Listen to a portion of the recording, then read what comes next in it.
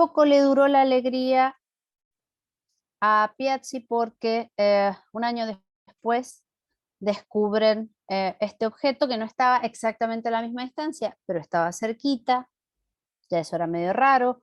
1804 aparece un nuevo objeto, 1807 aparece el cuarto objeto, todos en la misma región, no la misma distancia exacta, pero parecida. Y eso sí era raro, porque pensemos que la distancia, o sea, tenemos Mercurio, Venus, la Tierra, Marte, y hay bastante distancia. En cambio, entre estos objetos no había mucha distancia. Entonces ya era per se una cuestión extraña. Hay un salto ahí de algunos años hasta que aparece un nuevo objeto en la zona y aquí les listo los 16 primeros asteroides, en realidad hay 15, el primero es Ceres y sí que es el 16. En 50 años se le acabó la ilusión a Piazzi y realmente no había descubierto un planeta, sino que estábamos hablando de alguna otra cosa. No un planeta, porque claramente no podían coexistir en la misma región con órbitas similares semejante cantidad de objetos. Todos recordamos, todos tenemos muy fresco el latín, entonces no necesitan que yo les diga cómo se pronuncia el nombre que le ponen en su momento en latín a, a los asteroides, pero básicamente lo que hicieron fue ponerle un nombre de que semejaba a una estrella. No era una estrella, pero tampoco era un planeta, entonces bueno, ese es el nombre que se le pone inicialmente a la población, digamos, de objetos que estaban encontrando. Ahora bien, cuando vamos a ver la parte de los nombres, a los primeros les van poniendo los nombres, más o menos funciona los primeros años, pero en algún momento empiezan a ponerles nombres y símbolos. Fíjense, acá hay un salto, pero en el medio también había que tener símbolos. Cada objeto que iban encontrando le iban asignando un símbolo. En algún momento eso dejó de ser una cuestión práctica. Además, por ejemplo, se puede ver que había objetos que tenían dos símbolos diferentes. Entonces, terminaba siendo una cuestión muy engorrosa. Si miramos la tasa de descubrimientos desde 1800 hasta el año 2000 y hacemos un zoom aquí, porque esto nos da muy pequeñito para que pueda entrar en escala en realidad esta parte, que es donde empiezan a descubrirse grandes cantidades de objetos. Acá vemos, en muy poquitos años se descubren muchísimos objetos. Entonces empiezan a tener una complicación real respecto de la manera de numerarlos, nombrarlos, y de designarlos también. Ya vamos a ver por qué. Para 1859, o sea, casi 60 años después del descubrimiento, se les empieza a asignar el número, porque se elimina el tema del simbolito que yo les mostraba recién y se les pone un número y un nombre. Para 1892, la posibilidad de numerarlos y nombrarlos realmente los empieza a superar. Entonces, proponen designarlos con el año en el que han sido descubiertos y una letra. ¿Por qué también empiezan a hacer eso? Porque aparece lo que se llama la designación provisoria. Porque se habían dado cuenta a lo largo de esos 40 años descubriendo asteroides que más de una vez, o sea, lo que se hacía era, yo observo un objeto que se mueve, le determino las coordenadas, lo sigo un poquito, lo reporto, he descubierto este objeto. Viene otra persona, hace lo mismo, viene otra persona, hace lo mismo. Cuando se entrecruza esa información, hablemos de fines del 1800, donde la información demoraba en llegar, empezaba a ser un problema porque el mismo objeto era reportado como descubierto por más de un observador por empezar. Entonces, se empieza a hablar de esta designación provisoria para esperar a tener la información junta, ¿está? O sea, poder saber exactamente quién fue el primero que encontró el objeto y además poder rastrearlo. Muchas veces se encontraba un objeto y después nadie más lo volvía a encontrar. De hecho, ha seguido pasando eso en el tiempo con objetos más débiles, por supuesto. em, que el objeto se encuentra, se reporta y si alguien de inmediato no va haciendo un seguimiento, es muy fácil perderlo en realidad. Y a veces aparece, años después se vuelve a encontrar y se vuelven con las observaciones hacia atrás y dicen, ah, este objeto ya había sido observado. Para 1893, o sea, un año después se dan cuenta que esto de agregar una letra no era suficiente, porque en realidad lo que dijeron, bueno, 25 por año es suficiente. No, en un año se dan cuenta que con 25, con las letras del alfabeto no era suficiente, entonces empiezan a hacer, no hemos sido muy originales los astrónomos, pero bueno, se hace lo que se puede. Se empieza a agregar una segunda letra. Entonces, bueno, eso les ampliaba un poco más el panorama. Sin embargo, no les dura mucho y empieza a armarse todo un esquema donde se sigue utilizando el año del descubrimiento. Después se utilizan las letras en el orden del abecedario, pero esas letras empiezan a tener un significado del momento del año en el que han sido descubiertos. ¿Sí? Donde se usa la A para eh, los objetos descubiertos del 1 al 15 de enero. Entonces, un objeto descubierto en la primera quincena de enero será, por ejemplo, ahora sería 2022 A.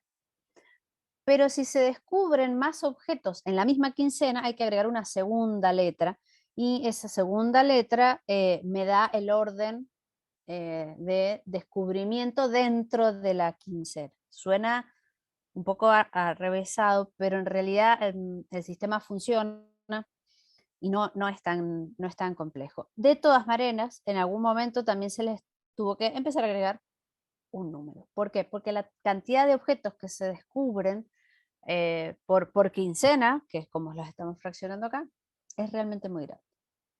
Entonces, un objeto que tiene como designación provisoria 2005 UO 531 es un objeto descubierto en el año 2005, en la segunda quincena de octubre. Acá el 531 nos está dando también el número de orden, y cuando logran tener su órbita bien determinada, es decir, yo puedo ir a buscar ese objeto, calcular su posición para hoy, y si está dentro de lo que se puede observar durante la noche, yo puedo ir y observarlo y lo voy a encontrar. Cuando se logra esos pasos, se le asigna un número y el asteroide puede quedar ahí. Con eso, para nosotros es suficiente para trabajar, digamos, para nosotros con ese número es suficiente. Para nosotros bien podría quedar ahí la designación, ahí ya tiene una designación definitiva. Lo que no tiene es un nombre, pero sí tiene una designación definitiva. Pasamos de la provisoria, o sea, se reemplaza el 2005 UO 531 por el número, y para nosotros para trabajar es suficiente. Pero como desde el primer asteroide se ponía un nombre, se siguió con esa tradición de nombrar a los asteroides. ¿Quién los nombra? A propuesta de terceros, quien quien acepta un nombramiento es el grupo de trabajo de nomenclaturas de cuerpos menores. Esto es un grupo de astrónomos que dependen de la Unión Astronómica Internacional, que es la institución a nivel internacional que regula todo este tipo de cosas. Yo les he puesto aquí también la página por si quieren hacer una captura y entrar a ver ahí, porque además en esa misma página se pueden ver cómo se nombra una estrella, cómo son las constelaciones, de dónde vienen los nombres de las constelaciones, o sea, tienen toda una parte para el público que puede ser muy interesante. Va a estar en inglés, pero yo creo que si le ponen a Google que la traduzca, va a funcionar sin mayores inconvenientes. La tendencia a utilizar nombres de mujeres continuó hasta alrededor de 1945 y teníamos más o menos algunas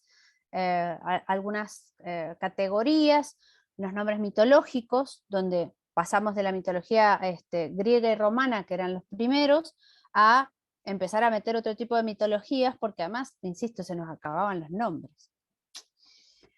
Aparecieron en algún momento los nombres topológicos, haciendo referencia a algunos lugares, pero con posterioridad la cantidad de objetos permitía ampliar también el criterio que se aplicaba, entonces empezamos a tener como una línea así muy general, los nombres femeninos para los objetos en el cinturón principal, o sea, los objetos que están entre Marte y Júpiter, masculinos para lo que llamamos órbitas raras, o sea, raras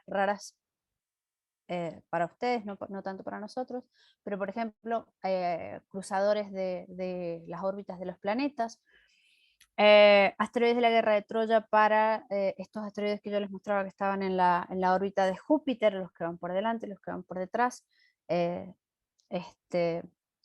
son se nombran con nombres de los héroes de Troya.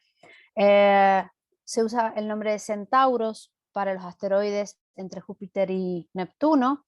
Después, nombres del inframundo para lo que está próximo a la órbita de Neptuno. Y ya empezamos para todo lo que está después de la órbita de Plutón, para todos los transneptunianos, nombres de las creaciones, hablamos de la creación en cualquier religión o mitología. Ahora bien, acá tenía lo que les decía recién, esta página de la IAU dice cómo se nombran los objetos, y acá tienen un montón de opciones, por eso se las dejé, porque quizás les pueda interesar mirar un poquito más sobre otro tipo de objetos, yo no los voy a mencionar, pero por si alguno quiere hacer una captura de pantalla de esto. Si uno entra en esta página a la parte de planetas menores, aquí, en realidad va a pasar aquí. De vuelta, lo que tenemos está todo en inglés y yo se los voy a contar en castellano, pero se los dejé puesto así. Si les interesa, dentro de esa misma página, ahí tienen un listado, tienen 3 links que les permiten acceder a más información. Este es el boletín donde se publican efectivamente los nombres. La página con el listado de todos los objetos. Así que, digamos, para entretenerse ahí hay mucho, todo en inglés. Las reglas de la IAU, que era todo eso que estaba ahí en inglés, es lo que yo les voy a contar acá. Y estas reglas tienen una razón de ser y son producto de todos estos años de intentar nombrar los objetos. Como máximo, 16 caracteres de longitud tiene que tener un nombre, o sea, cuando uno le propone a esta comisión, a este working group que son quienes deciden efectivamente si se acepta una proposición o no, tiene que cumplir con estos requisitos. Los 16 caracteres o menos, de preferencia una sola palabra, tiene que ser pronunciable en algún lenguaje, no puedo hacer un tipeo loco en el teclado y proponerlo como un nombre, no debe ser ofensivo. Tenemos que pensar que los asteroides son como patrimonio de la humanidad, en el sentido de que esto nos pertenece a todos y a nadie, pero digamos, a toda la humanidad. No debe ser similar al nombre de otro cuerpo menor, o sea, para que no se preste a confusión el nombre con el de otro objeto. Si se trata de hechos políticos o militares, tienen que haber pasado más de 100 años de que haya ocurrido. para que no haya cuestiones tendenciosas, no le puedo poner el nombre de un político. Esto es una cuestión en realidad relativamente nueva y ya les voy a mostrar por qué es lo que ocurre cuando uno no pone este tipo de limitación. No se aceptan nombres de mascotas y puede resultar muy extraño esto, pero yo les voy a mostrar que están los nombres de mascotas en algunos asteroides, cuando estas reglas todavía no estaban. No se aceptan nombres comerciales, es de esperarse que uno no tenga un asteroide que se llame Coca-Cola, un asteroide que se llame Apple o lo que quiera. Y creo que había un par más de cosas, pero en general, en líneas generales, las cuestiones son estas. Ahora bien, cuando un objeto es descubierto y primero recibe su designación provisoria, cuando se logra obtener bien su órbita y determinar correctamente, obtiene su designación definitiva y quien lo descubrió a partir de ese momento tiene 10 años para proponer un nombre. Si no lo propone, en el lapso de esos 10 años, ese objeto queda como libre y cualquier persona puede proponer un nombre. Se lo propone a esta comisión, argumenta por qué le pondría tal o cual nombre y si la comisión lo acepta, lo publica en el boletín y a partir de ahí el objeto está bautizado con ese nombre. Ahora bien, ¿por qué tenemos todas estas reglas que hasta pueden sonar raras?